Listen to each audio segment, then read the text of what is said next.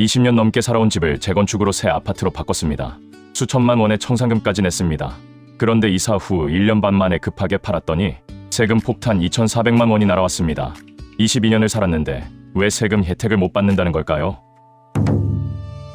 이 이야기가 궁금하시다면 지금 바로 좋아요와 구독 부탁드립니다. 영상 만드는데 정말 큰 힘이 됩니다.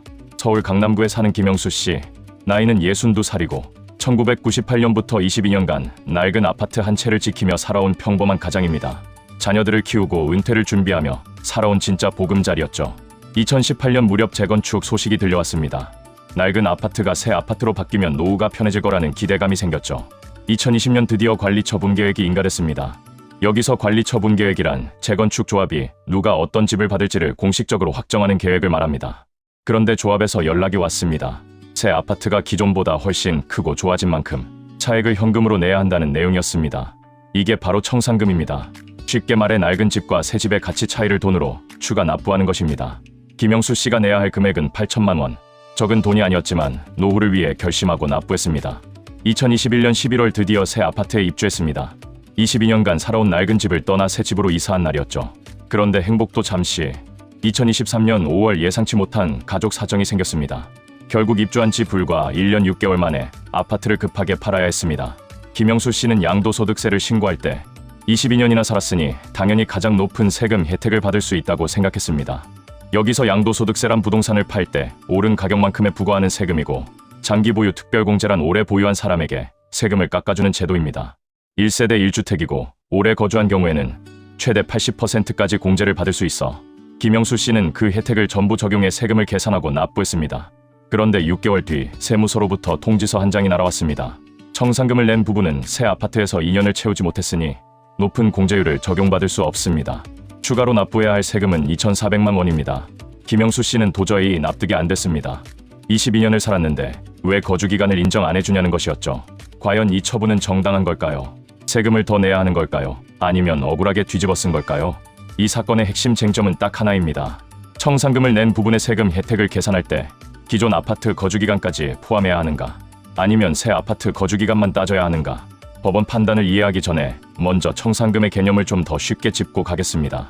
재건축을 간단히 표현하면 이렇습니다. 5억짜리 낡은 아파트를 조합에 맡기고 8억짜리 새 아파트를 받는 물물교환이라고 보시면 됩니다. 그런데 차이가 3억이죠. 그 차익인 3억이 바로 청산금입니다.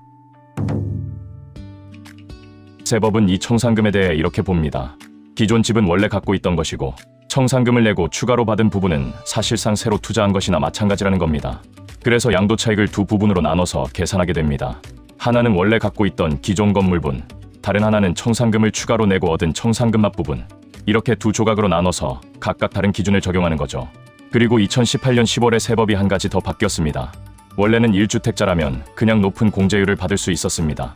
그런데 개정 이후에는 실제로 살아야 한다는 조건이 생겼습니다. 보유기간 중 2년 이상 거주해야 한다는 거주 요건이 새로 추가된 겁니다. 왜 이런 요건이 생겼을까요? 투자 목적으로 사놓고 살지도 않으면서 세금 혜택만 챙기는 걸 막으려는 취지였습니다. 실제로 사는 사람을 위한 혜택으로 바꾸겠다는 것이죠. 자, 그렇다면 법원은 어떻게 판단했을까요? 1심과 2심 모두 세무서에 손을 들어줬습니다. 서울고등법원은 이렇게 판단했습니다. 청산금을 낸 부분에 대해서는 새 아파트에서 2년 이상 살아야만 높은 공제율을 적용받을 수 있고 그렇지 않으면 낮은 공제율만 적용된다는 것입니다. 기존에 22년을 살았다는 사실은 청산금 앞부분에는 고려되지 않는다는 판단이었습니다. 김영수 씨는 포기하지 않았습니다. 22년을 살았는데 왜 인정이 안 되냐며 대법원에 상고했습니다.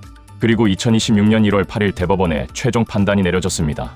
결론은 상고 기각, 즉 세무서의 처분이 맞다는 판결이었습니다. 대법원은 이렇게 판시했습니다. 기존 건물분 양도 차익에 대해서는 기존 아파트 거주기간과 새 아파트 거주기간을 합산해서 2년을 따집니다. 하지만 청산금 앞부분 양도 차익에 대해서는 새 아파트에서 직접 산 기간만 가지고 2년 요건을 판단해야 한다. 왜 이런 결론이 나왔는지 조금 더 풀어볼게요. 대법원은 법 조항의 구조 자체를 짚었습니다. 청산금 앞부분의 보유기간은 관리처분계획 인가일부터 시작하도록 법에 명시돼 있습니다. 즉 법이 청산금 앞부분을 아예 새로 취득한 것처럼 취급하도록 설계돼 있다는 겁니다. 거주요건도 마찬가지로 새로 시작점에서 2년을 채워야 한다는 논리입니다. 김영수 씨의 상황을 숫자로 정리해보면 이렇습니다. 전체 양도 차익 7억 원 중에서 기존 건물부는 5억 원, 청산금 납부부는 2억 원이었습니다. 기존 건물분 5억 원은 22년 거주를 인정받아 80% 공제를 받았습니다. 하지만 청산금 앞부분 2억 원은 새집 거주 1년 6개월밖에 안 됐기 때문에 낮은 공제율 12%만 적용됐습니다. 결국 김영수 씨가 예상했던 세금보다 약 4,800만 원을 더 내야 했습니다. 이 판결이 우리 일상에 주는 교훈을 이야기해 드리겠습니다. 첫째, 재건축에서 청산금을 냈다면 새 아파트에서 반드시 2년을 채워야 합니다. 이건 선택이 아닌 세금 계산의 기준점입니다.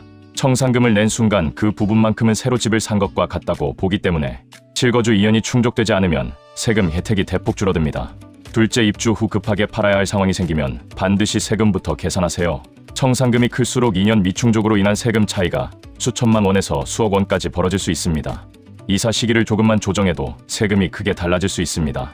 셋째, 재건축 조합원이라면 입주 전부터 세무사와 미리 상담하세요. 기존 건물분과 청산금 앞부분을 나눠 계산하는 방식은 일반인이 혼자 계산하기가 매우 복잡합니다. 양도시기 하나로 수천만 원이 달라지는 만큼 전문가와 함께 전략적으로 매도 타이밍을 잡는 것이 중요합니다. 한 줄로 핵심을 정리하겠습니다. 재건축에서 청산금을 냈다면 새 집에서 2년을 살아야 진짜 내 세금 혜택이 완성됩니다. 오늘 판례 이야기가 유익하셨다면 좋아요, 구독 꼭 좀 부탁드립니다. 영상을 만드는데 큰 힘이 됩니다. 다음 시간에도 더 유익한 판례로 다시 찾아뵙겠습니다.